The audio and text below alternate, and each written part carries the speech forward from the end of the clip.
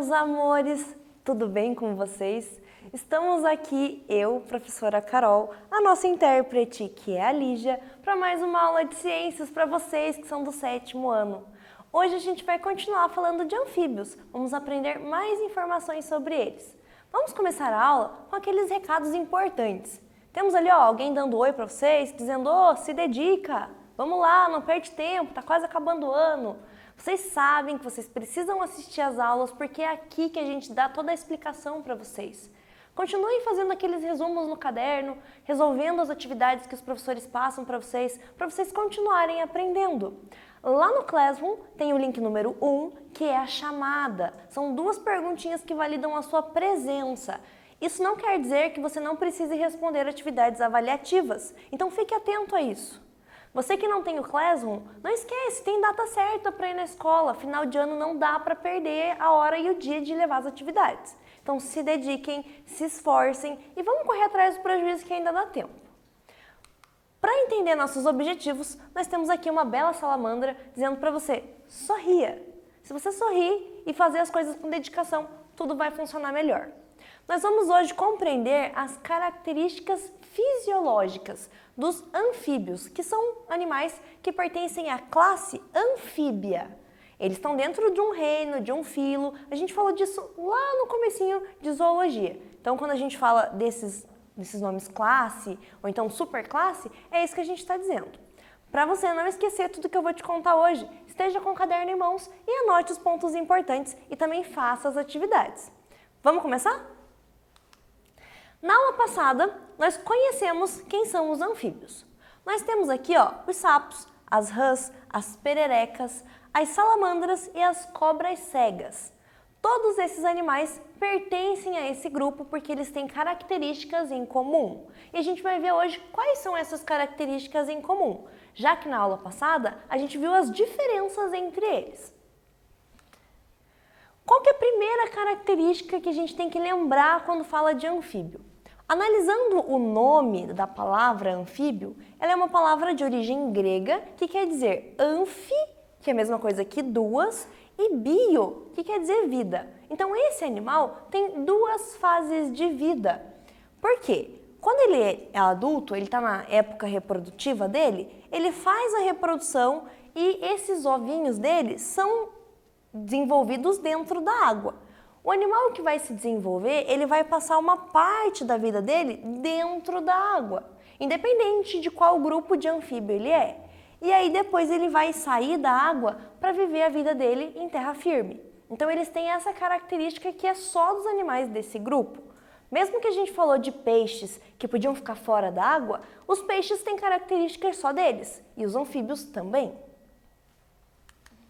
Outra característica dos anfíbios, dependendo do meio aquático, por quê? Porque eles precisam desse ambiente, primeiro, para manter a pele úmida. Esses animais, tirando os sapos, eles têm a pele que se resseca muito fácil. Então, se eles ficam perto da água, eles conseguem manter a pele deles umedecida e conseguem fazer a respiração através da pele. Eles também dependem da água para se reproduzir, já que a fecundação deles acontece dentro da água. A postura de ovos deles depende, nem que seja de uma poça de água pequena, mas precisa ter esse ambiente úmido. Então, uma dependência do meio aquático faz parte das características desses animais. Esses animais também são ectotérmicos, assim como os peixes. Isso quer dizer que eles não conseguem manter a temperatura corporal deles. A temperatura deles vai variar de acordo com o ambiente onde eles estão. Então, se eles estiverem num ambiente mais quente, eles vão estar com uma temperatura corporal mais alta. Se eles estiverem num ambiente mais frio, a temperatura corporal vai baixar também. Então, eles são ectotérmicos. Anota aí que é importante. A maioria das espécies na fase adulta tem respiração pulmonar, ou então cutânea, ou ainda as 2.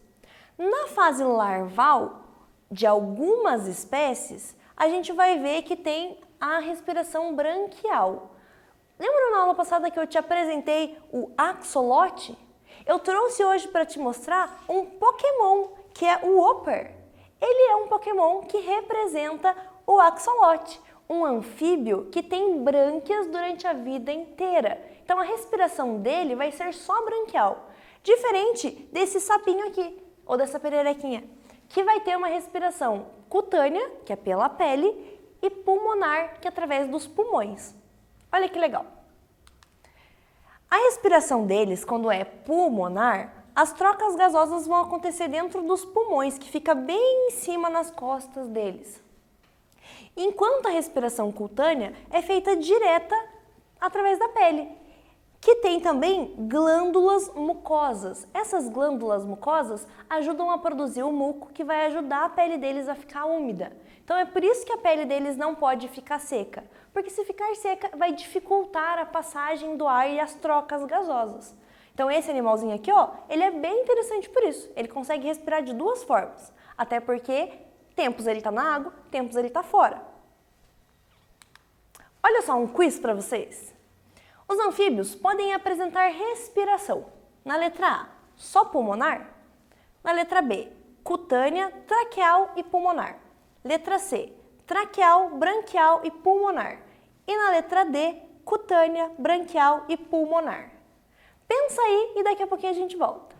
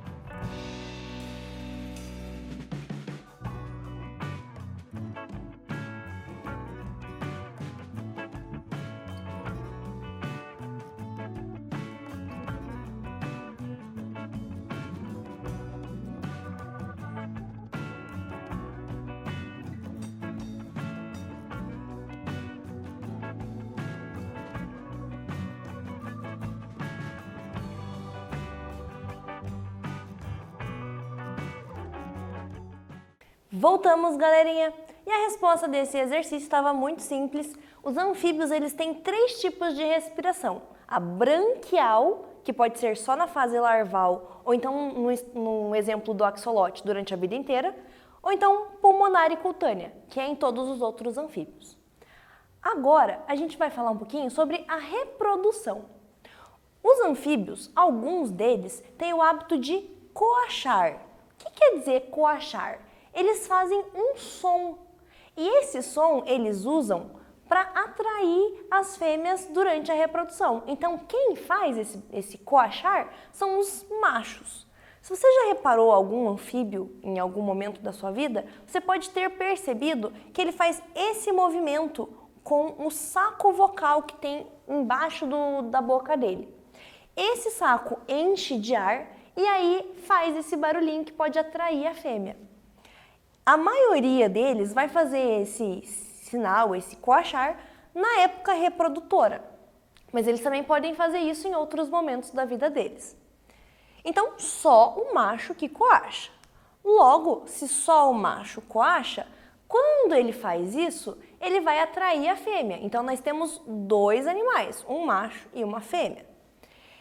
Na maioria dos casos, a fêmea, quando se sentir atraída pelo macho, falar: nossa, ele canta tão bem, Ela vai subir nas costas dele, ou melhor, ela vai deixar ele subir nas costas dela e ele vai fazer carinho nela. Quando ele fazer carinho nela, ela vai liberar os ovos dela na água, em forma de gel. E ele vai liberar os espermatozoides dele em cima dos ovinhos. Nisso acontece a fecundação. Então, nesse caso, a fecundação é externa, não é dentro do corpinho. E aí a maioria deles é considerada ovípara. A gente aprendeu isso na aula de peixes. Animais ovíparos têm o desenvolvimento dentro de ovos.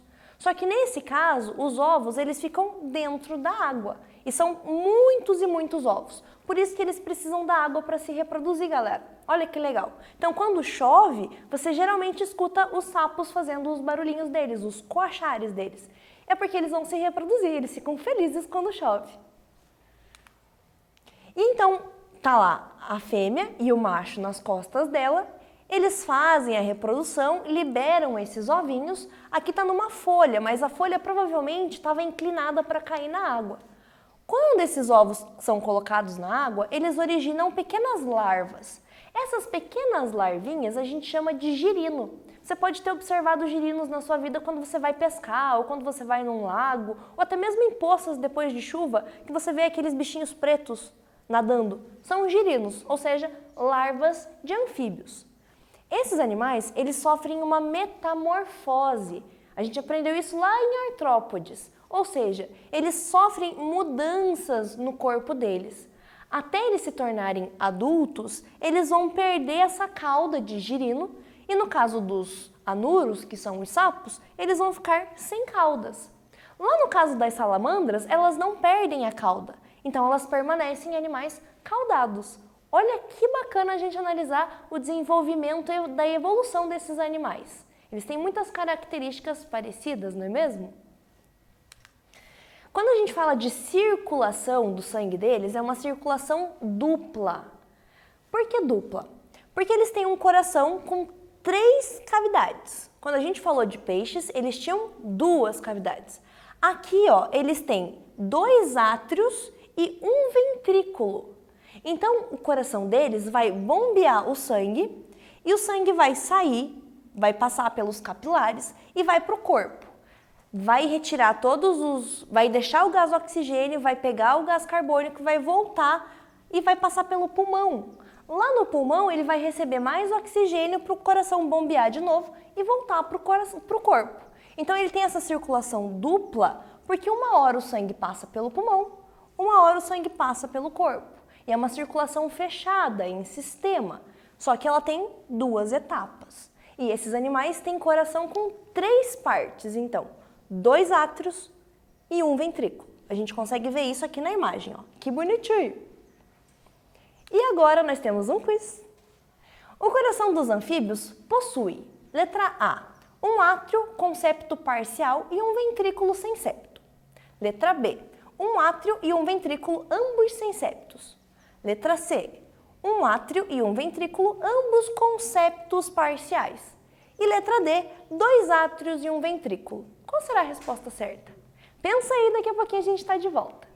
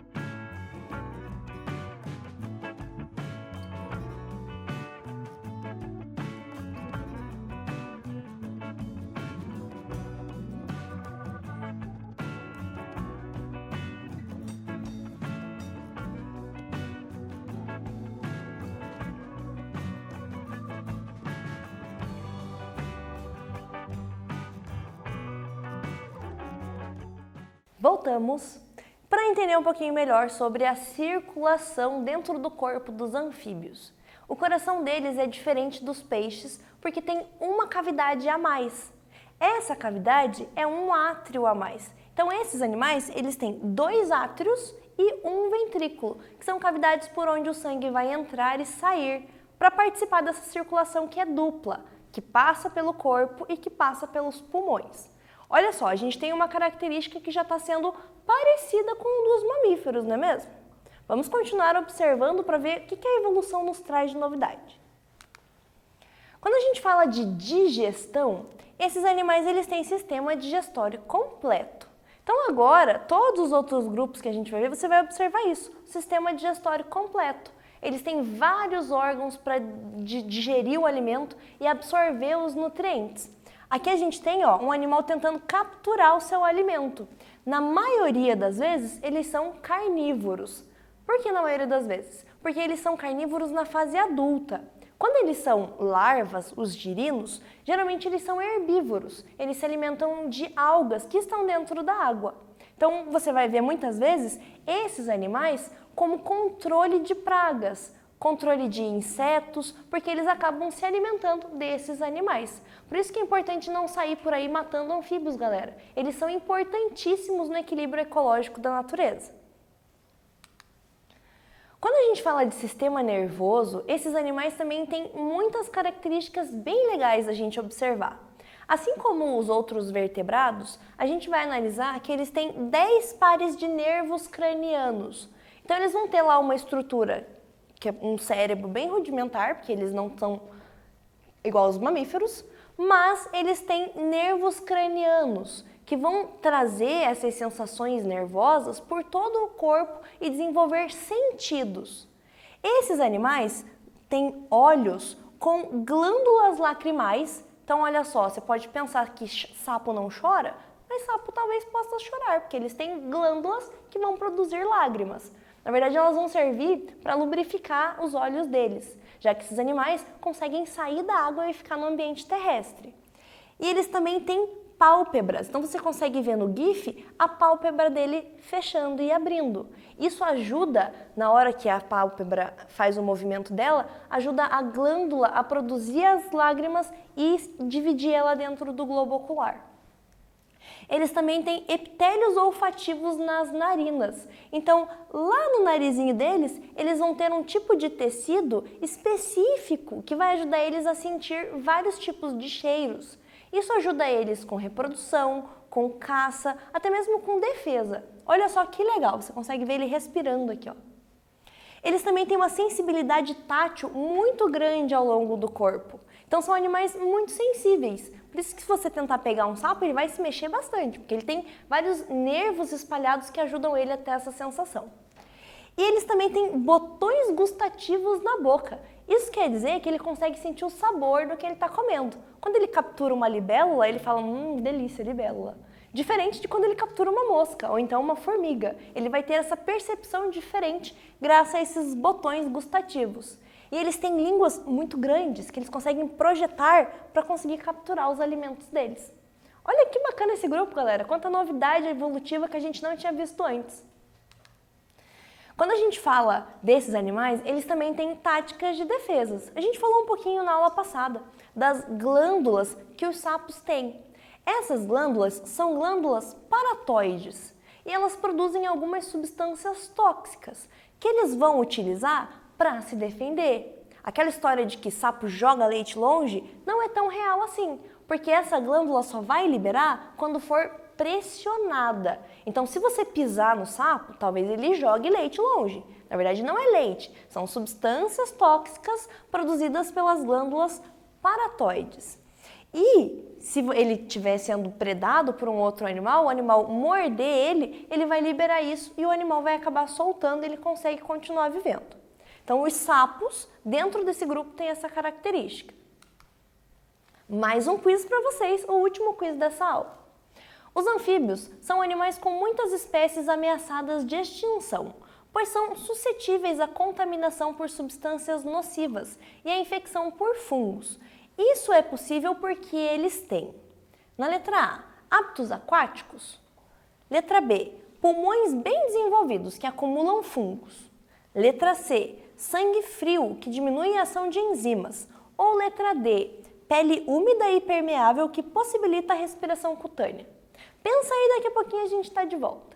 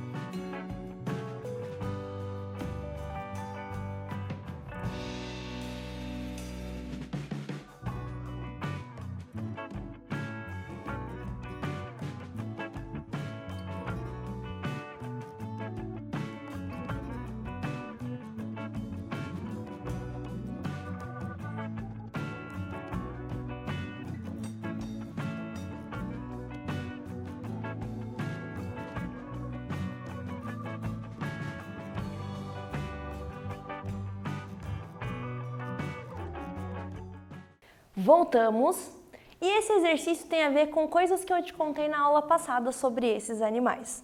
Eles são animais ameaçados e podem ter algum tipo de infecção causada por fungos, porque eles têm a pele úmida e muito permeável, então os fungos conseguem atravessar.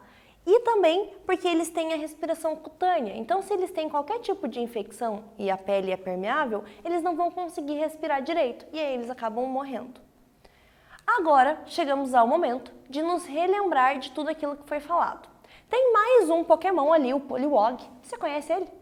Ele é um Pokémon que demonstra os girinos na natureza. Então ele também está ligado com o grupo dos anfíbios, mostrando essa fase de vida que eles têm. Nós vimos então que os anfíbios eles têm duas fases de vida, uma aquática e uma terrestre. Eles são ectotérmicos, assim como os peixes, então eles não têm capacidade de manter a temperatura corporal. Eles possuem uma pele fina e com glândulas paratoides. Essas glândulas paratoides é que têm venenos. A gente viu que tem classificações desses grupos e nem todos eles vão ter essas glândulas e nem todos também vão ter a pele lisa, mas é uma característica comum dos animais desse grupo. Eles também têm respiração diferenciada. Na fase de larva, eles têm uma respiração através de brânquias. Depois, na fase adulta, são pulmonar e cutânea. Tem um animalzinho, que é o axolote, que tem brânquias a vida inteira, e ele é muito fofo. E eles também têm uma circulação dupla, aonde o coração deles tem 2 átrios e um ventrículo. E isso vai facilitar a circulação deles e a troca de gases dentro do corpo dos animais. Então, muitas informações legais sobre esses organismos. E agora, chegamos naquele momento legal de ver os trabalhos da Semana do Conhecimento.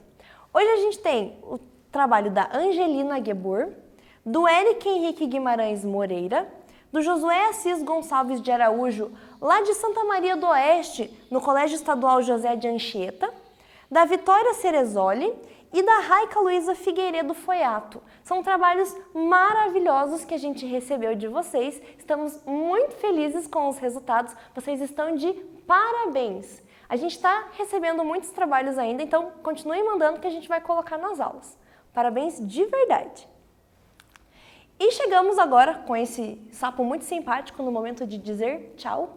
Tenham uma rotina saudável, galera. Se hidratem, se alimentem bem, cuidem da família de vocês e das responsabilidades de vocês. Não percam os prazos e não deixem atrasar as coisas que vocês precisam fazer. Thank you! Muito obrigada por participarem dessa aula. Take care, se cuidem. E a gente se encontra na próxima aula de ciências. Até mais!